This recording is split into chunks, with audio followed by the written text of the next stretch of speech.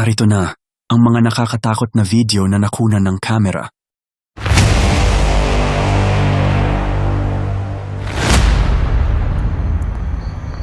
May mga katawan.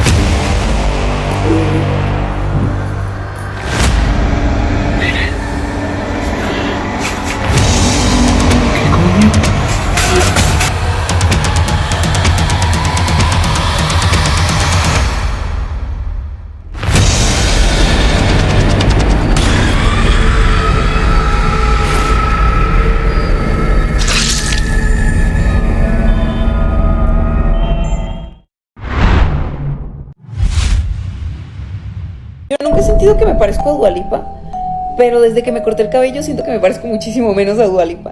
Sa isang late-night livestream, isang TikTok user na nagngangalang Dualupe ang simpleng nakikipagkwentuhan lang sa kanyang mga followers. Habang abala si Dualupe sa kanyang live, biglang napansin ng kanyang mga viewers ang isang nakakakilabot na bagay sa background. Yo nunca he sentido que me parezco a Dua Lipa, pero desde que me corté el cabello siento que me parezco muchísimo menos a Dua Lipa. Y es que muchísima gente me dice que me parezco a la Dua Lipa del 2018 más o menos, que tiene como el cabello cortito. Y me puse a ver fotos y nada que ver. O sea, ella se ve increíble, tenía el cabello súper bonito y yo parezco... No sé, o sea, ¿qué opinan ustedes? Sa may gilid ng bintana, makikita ang mukha ng isang nilalang na tila nakasilip sa loob. Ilang segundo itong nanatili doon, na para bang pinagmamasdan siya. Wala namang kamalay-malay si Dualupe. Nagpatuloy lang siya sa pagla-live hanggang sa biglang mapuno ang kanyang chat ng mga komento na may kung ano raw sa bintana. Doon lang niya nalaman ang kakaibang presensyang iyon. Cabello siento que me parezco muchísimo menos a Dua Lipa. Y es que muchísima gente me dice que me parezco a la Dua Lipa del... Ano sa tingin nyo? Multo nga ba ang nasaksihan ng mga viewer ni Dualupe o isang simpleng pananakot lamang? Kayo na ang humusga.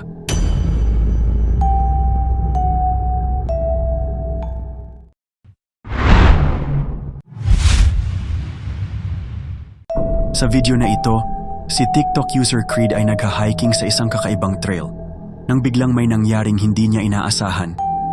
Sanay na si Creed sa gubat at mga kalikasan.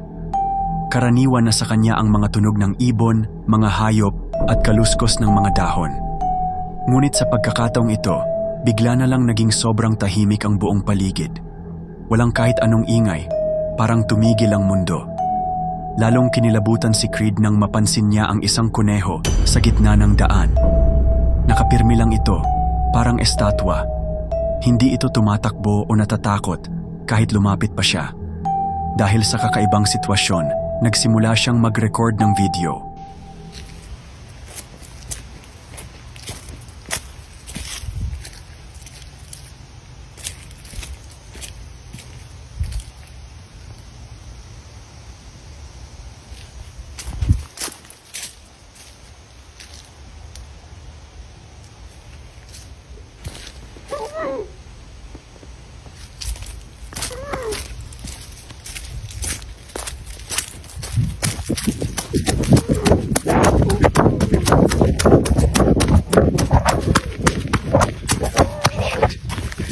Fucking hell. He was right there.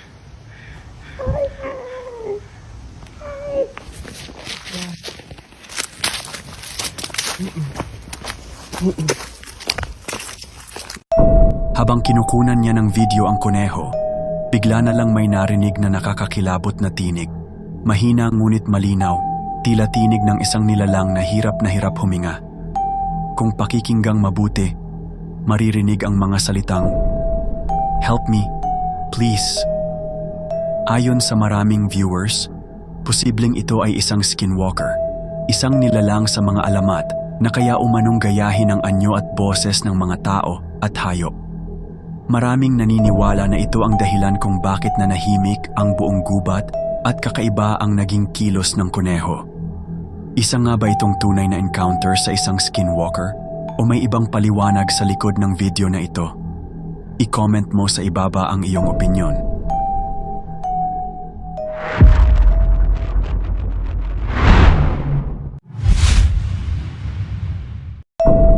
Sa video namang ito, isang binata ang hindi inaasahang nakakuha ng kakaibang tagpo gamit lamang ang kanyang cellphone camera.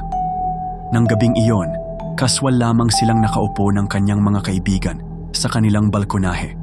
Naglalaro ng baraha at nagkukwentuhan. Pero unti-unting nag-iba ang ihip ng hangin nang mapansin ng isa sa kanila ang isang bagay na tila kakaiba sa bahay ng kapitbahay na hindi naman kalayuan sa kanila.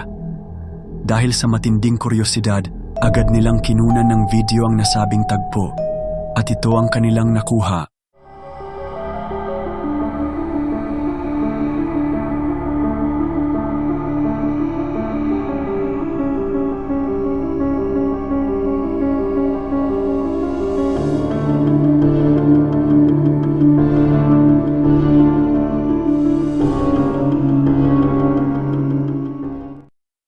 Makikita sa footage ang isang misteryosong mukha na sumisilip mula sa likod ng isang haligi ng bahay ng kapitbahay. Ngunit ang nakakatindig balahibong tanong, paanong may mukha sa haliging hindi naman kalakihan at walang sinumang dapat na naroon? Maraming viewers ang nagsabing kakaiba ang kuha, tila isang multo o nilalang na hindi kabilang sa ating mundo. Ngunit hindi rin maiwasan ng ilan na questionin ang pagiging totoo ng video. Upang sagutin ang mga duda, nag-upload ang may-ari ng video ng follow-up footage kinabukasan kung saan ipinakita niya ang lugar sa liwanag ng araw. Wala ni isang palatandaan ng kung anong kakaiba. Ano sa tingin nyo? Isa ba itong tunay na multo? O isa lang itong ilusyon na aksidenteng na-capture ng kamera? I-comment nyo sa ibaba ang inyong mga opinyon.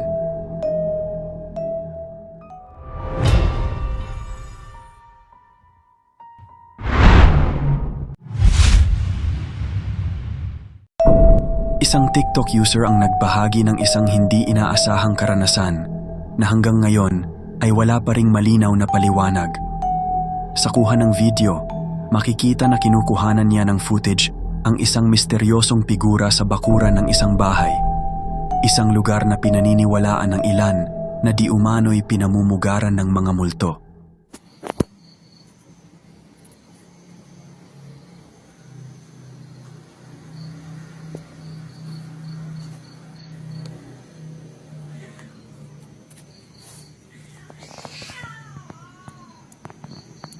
Ingon, ito nga pong setan.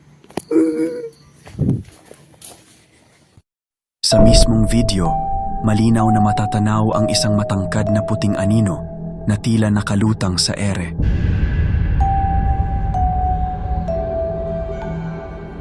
Habang patuloy ang pagre-record, kapansin-pansing hindi ito gumagalaw. Ngunit para bang nakatingin ito direkta sa kamera. Dahil dito, agad na kinabahan ang nagvi-video at dali-daling umalis sa lugar. Hanggang ngayon, hindi pa rin tiyak kung ito ba ay isang multo, isang espiritu, o isang bagay lang na kahawig ng isang nilalang. Ngunit kung pagbabasehan ang hitsura at kakaibang presensya nito, maraming netizens ang naniniwala na mayroong kakaiba sa nilalang na ito.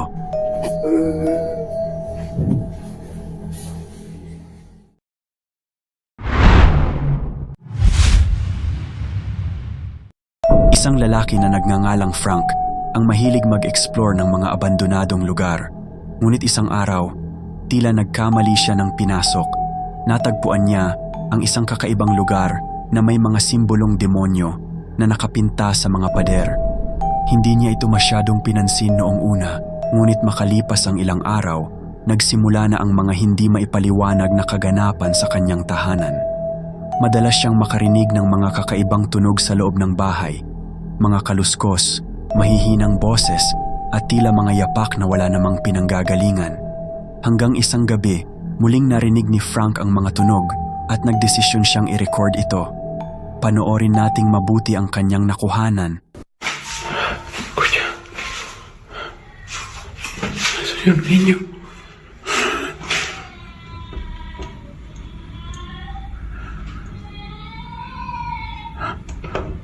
Kuya.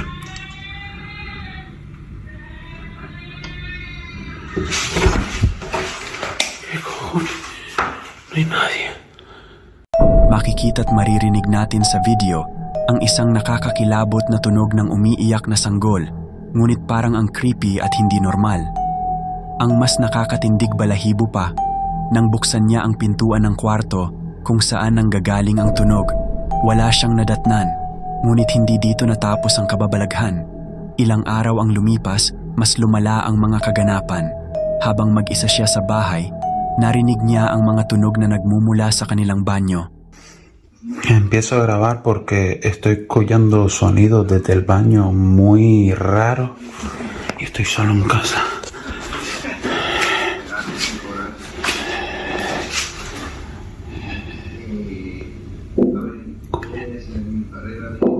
Dentro del baño. ¿Qué cojones?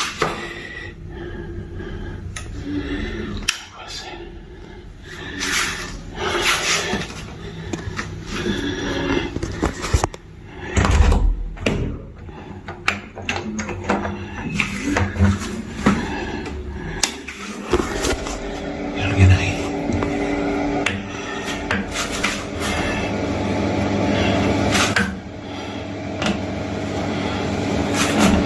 Coño.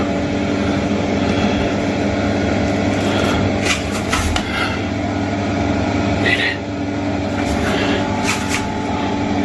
¿Qué coño? Nang kanyang silipin, kusang gumalaw ang kurtina ng shower na para bang may tao sa likod nito. Ngunit ilang saglit lang, bigla itong bumagsak sa sahig at gaya ng dati, wala na namang tao. Lubos ang pagkabigla ni Frank. Marami sa mga nakapanood ng kanyang video ang naniniwalang posibleng may espiritu ng isang bata ang sumunod sa kanya mula sa abandonadong lugar. ¿Qué coño?